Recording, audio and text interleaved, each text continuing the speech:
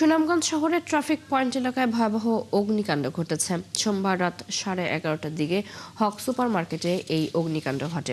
অগ্নিকাণ্ডে মার্কেটের 17টি ব্যবসা প্রতিষ্ঠান ভস্মীভূত হওয়ায় কয়েক কোটি টাকার ক্ষয়ক্ষতি হয়েছে বলে জানিয়েছেন ব্যবসায়ীরা।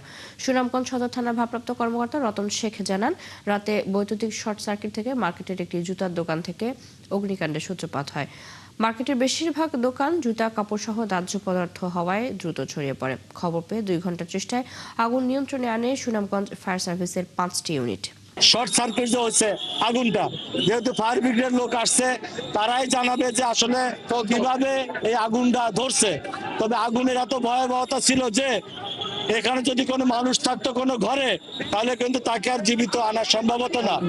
আমরা এখানে লোকজন আগুন দেখে আগেই কিন্তু সমস্ত লোকজন যার উপরে ছিল, ব্যাংক ছিল, উপরে মানুষ ছিল, অফিস ছিল, সবাইকে নিয়ে আসা হয়েছে। ক্ষয়ক্ষতির ব্যাপারে আমরা এখনো নিরূপণ করতে পারি না, কারণ আপনারা নিজেরাই দেখতেছেন এখানে অনেকগুলা দোকান পোড়া গেছে এবং মালিকরা হয়তো সঠিকভাবে এখানে নাই এবং ওনারাও সঠিকভাবে দিতে পারতেছে না এখন।